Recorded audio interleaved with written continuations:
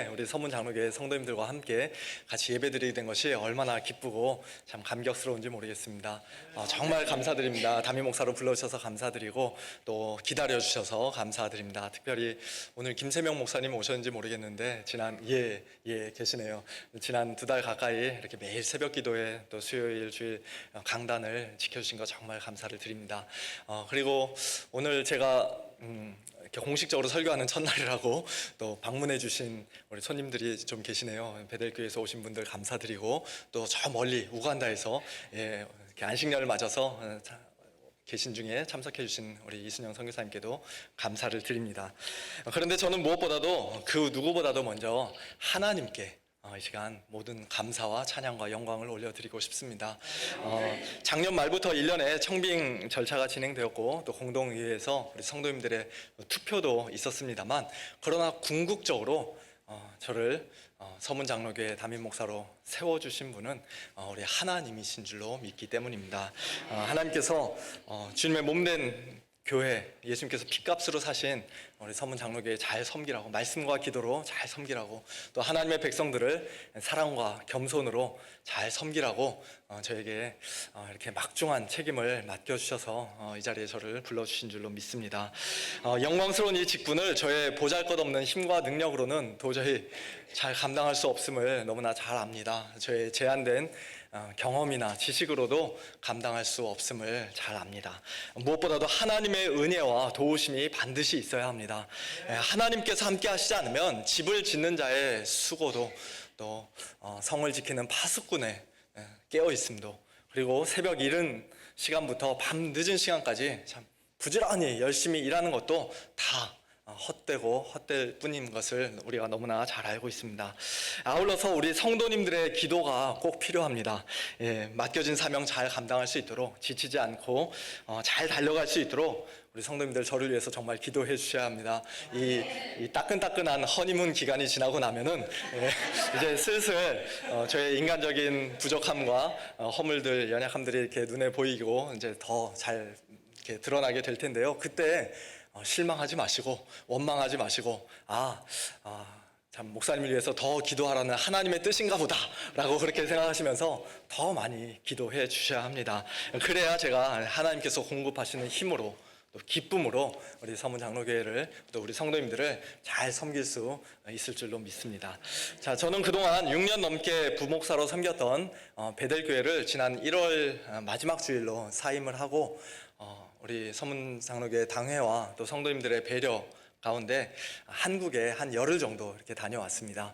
그래서 연로하신 부모님과 한 열흘 정도 정말 소중한 시간을 함께 보냈고요. 또 반가운 식구들, 친척들, 그리고 친구들과 이렇게 만나는 시간도 가졌습니다.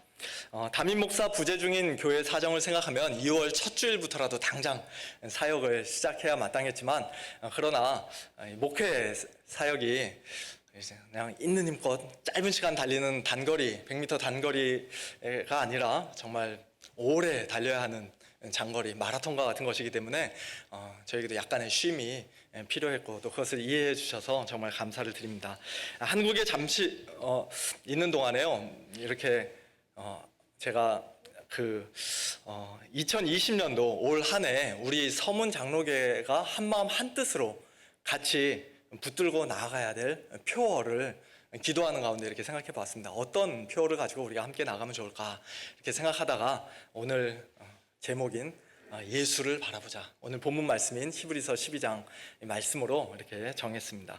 예수를 바라보자. 제가 장로님들께 여쭤보지는 않았습니다만 어쩌면 과거에 이미 있었던 표인지도 모르겠어요. 아마 사용하지 않았을까요?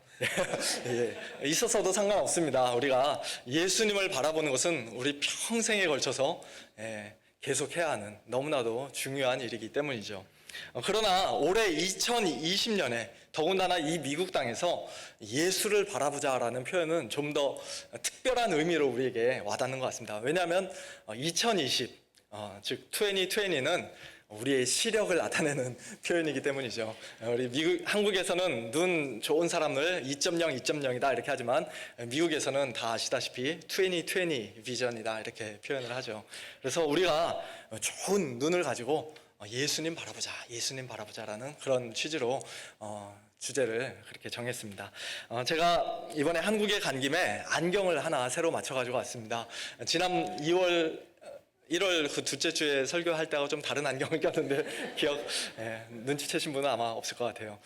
이런 말씀드리기가 참 송구스럽습니다만 얼마 전부터, 몇 년 전부터 이제 성경의 글씨가 점점 흐릿해지고 급기야는 작년부터는 이렇게 안경을 벗어야 성경을 읽을 수 있을 정도로 이제 아주 급격한 노안이 시작이 되었습니다. 근데 이번에 한국에 가서 시력 검사를 다시 하고 다초점 안경을 맞췄더니 멀리 볼 때는 그냥 똑바로 서서 운전할 때라든지 일상생활 할 때는 그냥 똑바로 서서 앞을 쳐다보다가 이제 성경을 읽을 때 아니면은 셀폰을 볼 때는 눈을 지그시 살짝 아래로 내려 깔기만 해도 선명하게 잘 보이는, 얼마나 편한지 모르겠습니다. 우리가 다 안경집에 가서 다초점 안경을 맞출 필요는 없지만, 그러나 올 한 해 우리 모두의 눈이, 믿음의 눈이 2020 비전으로 새롭게 회복되어서 예수님을 더욱 선명하게 바라볼 수 있게 되기를 소망합니다. 우리 죄를 위해 2000년 전 십자가에 못 박히신 예수 그리스도를, 그리고 3일 만에 다시 부활하시고 승천하셔서 지금 이 시간에도 하나님 보좌 우편에 앉아 계신 예수 그리스도를, 그리고 거기서 성령을 우리에게 보내주시고 세상 끝날까지 우리와 항상 함께 하시는 예수 그리스도를 더욱더 밝히 바라보는 올 한 해 2020년도가 되기를 우리 주님의 이름으로 축원합니다. 히브리서 12장 오늘 본문에서는 예수를 바라보자라는 이 권면의 말씀을 달리기 경주라는 문맥에서 하고 있습니다. 1절 마지막 부분에 우리 앞에 당한 경주를 하며 이렇게 말씀하죠. 우리 성도들의 신앙생활은 마치 달리기 경주와도 같은데, 이 믿음의 경주 역시도 100m 달리기, 그냥 짧은 시간 달리는 그런 있는 힘껏 달리는 100m 경주라기보다는 오랜 시간 숨 고르며 달려야 하는 마라톤 경기와 같다고 할 수가 있겠습니다. 그렇기 때문에 무엇보다도 인내가 우리에게 필요하고요, 또한 최대한 가볍게 옷을 입는 것이 필요합니다. 저는 대학교 다닐 때 한 5km인지 7km인지 그 학교 다니는 학생들끼리만 뛰는 그 미니 마라톤에 참가한 적이 있습니다. 제가 몇 등을 했는지 끝까지 완주하기는 했는지 정확히 잘 기억은 안 나는데요. 그러나 한 가지 분명하게 기억할 수 있는 것은 굉장히 힘들었다는 것이에요. 젊은 사람들이 5km 뛰는 게 뭐가 힘드냐 그러실 수도 있는데, 운동을 안 하다가 뛰면은 굉장히 그것도 짧은 거리는 아니죠. 근데 특별히 저를 더 힘들게 만들었던 거는, 그때 제가 아무 생각 없이 그냥 평소에 입고 다니던 청바지를 입고 뛰었는데, 그 청바지를 입고 처음에는 열심히 잘 뛰었는데 시간이 지나면 지날수록 그 바지가 왜 이렇게 천근만근 무거운지, 청바지를 입고 온 것을 정말 후회했던 그런 기억이 납니다. 달리기 경주를 할 때 옷을 가볍게 입고 뛰어야 한다는 것은 정말 기본 중에 기본이죠. 청바지를 입고 뛴다든지 아니면 두꺼운 잠바를 입고 뛴다든지 구두를 신고 뛴다든지 하는 것은 전혀 달리기에 기본이 안 되어 있는 것이라고 할 수 있습니다. 그런 의미에서 히브리서 기자는 모든 무거운 것과 얽매이기 쉬운 죄를 벗어버리고 인내로써 경주하라고 말씀합니다. 벗어버릴 것 두 가지를 말씀하죠. 모든 무거운 것, 그리고 얽매이기 쉬운 죄. 모든 무거운 것이란 마치 청바지와 같이 그 자체로는 경기 룰을 어기는 것이 아니지만, 그 자체로는 불법이 아니고 죄가 아니지만, 그러나 믿음의 경주를 하는데 방해가 되는 것들이라고 할 수 있을 것입니다. 우리의 경건 생활에 전혀 유익이 되지 않는 것들, 우리의 신앙 생활에 장애물이 되는 것들, 어떤 것들이 있습니까? 요즘 전 세계적으로 아주 떠들썩한 우리 한국 영화 기생충, 저도 제 아내하고 함께 봤는데요. 우리 크리스찬들도 영화나 드라마 얼마든지 볼 수 있죠. 그리고 좋은 영화나 드라마는 우리에게 감동을 주고 또 새로운 도전을 주기도 합니다. 우리 스트레스를 풀어주기도 하고 또 우리의 사고의 폭을, 생각의 폭을 열어주기도 하고 넓혀주기도 합니다. 그런데 내가 비록 하루에 성경 한 장 못 읽어도, 하루에 10분 기도는 못해도 내가 적어도 드라마 한 편씩은 꼭 보고 산다라고 하시는 분, 아니면은 내가 토요일 밤 늦게까지, 주일 새벽까지 이 영화 한 편 보느라고 연달아 보느라고 참 주일날 교회 오는 것이 너무 힘들고 예배 시간에 앉아 있는 것이 너무 졸려서 힘들다라고 하시는 분이 혹 이 시간에 이 자리에 앉아 계시다면, 그런 분들에게는 영화나 드라마가 분명히 반드시 벗어버려야 할 무거운 짐인 것에 틀림이 없습니다. 또 꼭 뭐 영화나 드라마가 아니더라도 어떤 분에게는 틈만 나면 들어가서 여기저기 기웃거리고 쉽게 헤어나오지 못하는, 빠져나오지 못하는 망망대 인터넷의 세계, 뭐 유튜브 아니면은 SNS, 그와 같은 것이 신앙 성장을 가로막는 걸림돌이 되기도 하고요. 또 어떤 분에게는 너무 잦은 여행이, 또 어떤 분에게는 너무 과도한 운동이나 취미 생활이 믿음의 경주를 제대로 하지 못하게 만드는 그런 장애물이 될 수 있습니다. 이러한 모든 무거운 것 우리가 하나 둘씩 벗어버리고 가벼운 옷차림으로 뛰어야 합니다만, 사실 그보다 훨씬 더 심각한 것은 죄이죠. 죄. 얽매이기 쉬운 죄. 마치 발목에 찬 족쇄처럼 우리로 하여금 앞으로 힘있게 달려가지 못하도록 만드는 죄. 우리 성도님들의 삶 가운데는 어떤 것들이 있습니까? 어떤 죄가 여러분을 붙잡고 있습니까? 물론 우리가 다 하나님 앞에서 똑같은 죄인들이고, 또 우리 성도들 안에도 옛사람의 습관이 아직 남아있기 때문에 어느 한두 가지 죄를 꼬집어서 말한다는 것이 별로 그렇게 큰 의미가 없을 수도 있겠습니다만, 그럼에도 불구하고 우리의 믿음이 자라지 못하도록 발목을 잡는 죄, 유난히 쉽게 잘 걸려 넘어지는 죄는 각 사람마다 좀 다른 것 같아요. 어떤 사람에게는 게으름, 어떤 사람에게는 탐욕, 어떤 사람에게는 교만, 어떤 사람에게는 정욕, 어떤 사람에게는 어떤 중독, 또 어떤 사람에게는 남을 용서하지 못하는 그런 미움, 그와 같은 것들이 특별히 얽매이기 쉬운 죄가 될 수 있을 것입니다. 그와 같은 죄 때문에 믿음의 경주를 제대로 달리지 못하는 크리스찬들이 얼마나 많은지 모르겠습니다. 예수님 믿은 지 오래되었는데도 계속해서 반복되는 죄, 벗어버리지 못하는 죄 때문에 믿음이 건강하게 자라질 못하고 오히려 점점 더 퇴보하는 것처럼 보이는 그런 분들도 많이 있습니다. 너무 안타까운 일이죠. 그러나 그 어떤 모습의, 그 어떤 종류의 죄라 할지라도 벗어버리라고 성경은 단호하게 말씀합니다. 벗어버리라. 잠언 6장을 보면 이런 말씀이 있습니다. 지금 영상이 안 나오고 있군요. 사람이 불을 품에 품고서야 어찌 그의 옷이 타지 아니하겠으며, 사람이 숯불을 밟고서야 어찌 그의 발이 되지 아니하겠느냐. 불을 품으면 옷이 타고, 숯불을 밟고 서 있으면 발이 된다는 것이죠. 그렇습니다. 죄는 우리를 태우고 우리를 상하게 하는 무서운 불과 같습니다. 죄를 품에 품고 또 은밀히 즐기면서도 내가 제대로 온전히 잘 달릴 수 있을 것이라 생각하는 것은 엄청난 착각입니다. 절대 그럴 수 없습니다. 뱀을 보고 소스라치게 놀라며 당장 그 자리를 도망가는 것처럼, 아니면 화장실에서 죄송합니다. 좀 있으면 점심시간 시간인데 볼일 보고 그냥 뒤도 돌아보지 않고 아까워하지 않고 변기에 물을 내리는 것처럼 우리는 죄를 조금도 아낌없이 내어 버려야 합니다. 그런데 우리가 늘 경험하듯이 그렇게 모든 무거운 것과 얽매이기 쉬운 죄를 벗어버린다는 게 참 쉽지가 않죠. 쉽지 않습니다. 굳은 결심과 피나는 노력만으로는 잘 안 됩니다. 멀리 내다버린 것 같았는데 어느 순간 주섬주섬 다시 챙겨오고 있는 저의 모습을 발견합니다.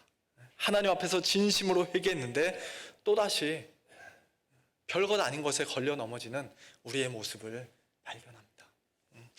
그런 연약한 저와 여러분을 격려하기 위해 오늘 히브리서 기자는 1절에서 우리에게 구름같이 허다한 증인들이 있다라고 말씀합니다. 이 증인들이 누굽니까? 바로 앞장 히브리서 11장에서 쭉 길게 말씀했던 그 구약의 믿음의 선진들이죠. 아벨로부터 시작해서 에녹, 노아, 아브라함과 사라, 이삭, 야곱, 요셉, 모세, 그 이후로도 계속해서 수많은 그 구약시대의 믿음의 성도들입니다. 그들은 이 땅에서 믿음으로 산다는 것이 무엇인지, 믿음이 얼마나 귀하고 소중한 것인지, 무엇보다도 하나님의 은혜가 얼마나 크고 놀라운지를 우리에게 증거해주는 그러한 증인들입니다. 사실 그들은 장차 오실 메시아를, 예수님을 멀리서 바라봤던 사람들이, 믿음을 가지고 있었지만 우리처럼 가까이서 분명하게 볼 수 있었던 것이 아니라 멀리서 희미하게 보았던 사람들입니다. 하나님의 나라, 하나님께서 약속하신 그 하나님의 나라를 실체로 받지 못하고 단지 모형과 그림자처럼 희미하게 보았던 사람들입니다. 그런 열악한 환경과 제한된 상황 속에서도 그들이 끝까지 믿음으로, 인내로서 그 믿음의 경주를 달려갔다면, 모든 무거운 것과 얽매이기 쉬운 죄를 다 벗어버리고 믿음의 경주를 완주했다면, 성공적으로 완주했다면, 오늘 신약시대를 사는 우리 신약의 성도들은, 오늘 저와 여러분은 얼마나 더 잘 달릴 수 있겠는가, 얼마나 더 성공적으로 맞춰야 마땅하겠는가라고, 그렇게 구약의 성도들이 우리에게 도전을 주고 또 우리를 격려해 주고 있다는 것입니다. 그러나 저와 여러분이 이 믿음의 경주를 끝까지 잘 달리기 위해서 궁극적으로 바라보아야 할 분은 결국 예수님이시죠. 우리가 아브라함을 바라보고 아브라함을 우리의 궁극적인 본으로 삼지 않고 다윗을 보고 다윗 우리가 본받아야 돼. 물론 그런 면이 많이 있습니다만, 그러나 우리가 본받지 않아야 될 것도 얼마나 많이 있습니까? 그러나 우리 예수님은 우리가 늘 언제나 바라보아야 할 분입니다. 구약의 위대한 믿음의 선진들은 감히 그 비교의 대상조차 되지 않는 분, 믿음의 주요 또 온전하게 하시는 분, 예수 그리스도를 우리는 바라보아야 합니다. 예수를 바라보자. 저는 이 시간 우리가 예수님을 바라본다는 게 과연 무엇을 의미하는지 크게 세 가지로 말씀드리고, 아주 간단하게 말씀드리고 오늘 말씀을 마치고자 합니다. 먼저 첫 번째는 우리의 완벽한 모델과 본이 되시는 예수님을 바라보라는 것입니다. 믿음의 주요라고 할 때 주라는 말이 영어 성경에서는 여러 단어로 다양하게 번역되는데요, 그 중에 하나는 파이오니어라는 말로 번역이 되어 있습니다. 파이오니어, 어느 회사 이름이 아니라 선구자, 개척자 이런 뜻이죠. 이 땅에서 믿음으로 산다는 게 무엇인지, 믿음의 경주를 어떻게 달려야 하는지 가장 완벽한 본을 보이며 우리 앞서 달리신 분이 바로 예수님이라는 것입니다. 그리고 그 믿음의 경주를 마침내 온전하게 끝내고 완수하신 분, 완성하신 분도 바로 예수님이십니다. 단 한 점의 흠과 티도 없이, 조금의 실수도 없이 완벽하게 끝내신 분, 그분이 바로 예수님입니다. 우리 예수님은 어떤 상황에서도 하나님 아버지를, 하나님의 약속의 말씀을 전적으로 신뢰하심으로써 우리에게 참된 믿음의 본을 보여주셨습니다. 오늘 본문 2절과 3절에 있는 말씀처럼 예수님은 십자가를 참으시고 또 죄인들이 자기에게 거역한 일을 참으심으로써 우리에게 참된 인내의 본을 보여주셨습니다. 또한 십자가를 통과한 후 얻게 될 진정한 기쁨과 영광을 위해 십자가상에서의 온갖 부끄러움과 수치를 개의치 않고 완전히 무시하심으로써, 거기에 마음 뺏기지 않으심으로써 우리가 이 땅에서 모든 무거운 것과 얽매이기 쉬운 죄를 벗어버리고 믿음의 경주를 한다는 게 무엇인지 우리에게 보여주셨습니다. 그런 예수님을 바라볼 때마다 우리는 나도 예수님처럼 살고 싶다. 예수님을 닮고 싶다. 예수님을 본받고 싶다. 예수님처럼 끝까지 완주하고 싶다라는 그런 소망을 가지게 되죠. 베드로 사도는 그것을 이렇게 말씀합니다. 베드로전서 2장 21절 보면요, 그리스도도 너희를 위하여 고난을 받으사 너희에게 본을 끼쳐 그 자취를 따라오게 하셨다. 본을 끼쳐주셨고 그 발자취를 우리로 하여금 따라오게 하셨다고 말씀합니다.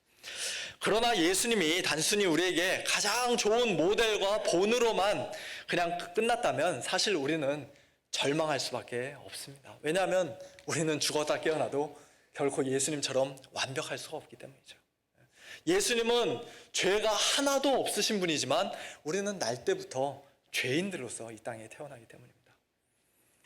그러므로 우리는 예수님을 완전한 모델로 뿐만 아니라 더 나아가 우리 믿음의 대상으로 바라보아야 합니다. 그것이 예수를 바라보자는 말씀의 두 번째 의미입니다. 믿음의 대상이신 예수님을 바라보라. 예수님께서 이 땅에 사시는 동안 전적으로 하나님을 신뢰하고 하나님 말씀에 온전히 순종하신 것은 바로 저와 여러분같이 연약한 자들을 위해서 우리를 대신해서였습니다. 십자가에 달려 하나님의 무서운 심판과 형벌을 한 몸에 받으신 것도 저와 여러분과 같은 죄인들을 위해서 우리 대신 그 형벌을 받으신 거였습니다. 3일 만에 다시 살아나신 것도, 하늘에 올라 하나님 보좌 우편에 앉으신 것도, 거기서 성령님을 우리에게 보내주신 것도 모두가 다 하나님의 백성인 우리들의 구원을 위해서였습니다. 옛날 구약의 성도들이나 오늘 우리 신약의 성도들이 구원을 받는 것은 그들이나 우리가 믿음의 경주를 끝까지 성공적으로 잘 달렸기 때문이 아니죠. 우리를 위해 죽으시고 부활하신 예수님 때문에, 오직 예수님의 공로로, 오직 믿음으로 우리는 구원을 받습니다. 누구든지 예수님을 믿는 자를 하나님께서는 너 죄 없다, 의롭다 라고 그렇게 인정해 주십니다. 죄인으로서 정죄하지 않겠다라고 그렇게 약속해 주실 뿐만 아니라 우리가 마치 하나님의 모든 율법과 계명을 100% 지킨 것처럼 그렇게 의로운 자로 여겨 주십니다. 그러므로 사랑하는 서문 장로교회 성도 여러분, 우리 믿음의 대상이 되시는 예수님을 바라보시기 바랍니다. 우리는 연약해도 예수님은 강하십니다. 우리는 오래 참지 못해도 예수님은 끝까지 인내하셨습니다. 우리는 여전히 또 죄짓고 넘어지지만 그런 한심한 우리를 위해, 우리를 대신해 예수님께서 이미 승리하셨고 지금 하나님 보좌 우편에 앉아 계십니다. 그리고 마침내 우리 역시도 예수님과 함께 그 보좌에 앉혀주겠노라고 우리 예수님께서 약속해 주셨습니다. 요한계시록 3장 21절 보면 이렇게 말씀하시죠. 이기는 그에게는 내가 내 보좌에 함께 앉게 하여 주기를, 내가 이기고 아버지의 보좌에 함께 앉은 것과 같이 하리라. 우리 성도들은 예수님 안에서, 예수님 때문에 이미 이기고 승리한 자들인 것을 믿으시기 바랍니다. 뿐만 아니라 우리 앞에 놓여있는 이 믿음의 경주를 참된 성도들은 끝까지 완주하고 반드시 이기는 자가 될 것입니다. 왜냐하면 예수님께서 우리를 포기하지 않고 우리를 도와주시길 것이기 때문이죠.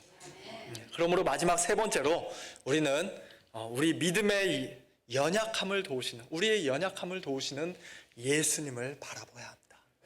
아까 첫 번째는 뭐였다고요? 우리의 완전한 모델과 본이 되시는 예수님을 바라보고, 두 번째는 우리의 믿음의 대상이 되시는 예수님을 바라보고, 세 번째는 우리의 연약함을 도우시는, 우리 믿음의 연약함을 도우시는 예수님을 바라보아야 합니다.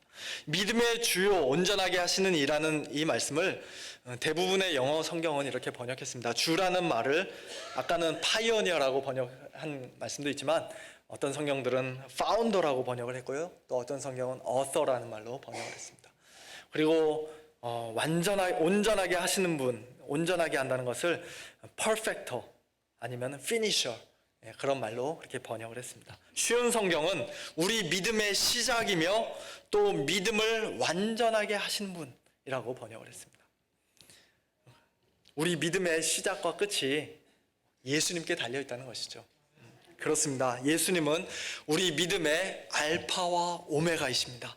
참된 믿음은 예수 그리스도 안에서 우리에게 주어지는 하나님의 선물이며, 예수 그리스도의 복음이 우리 귀에 들려질 때 성령님께서 우리 안에 만들어내시는 것입니다.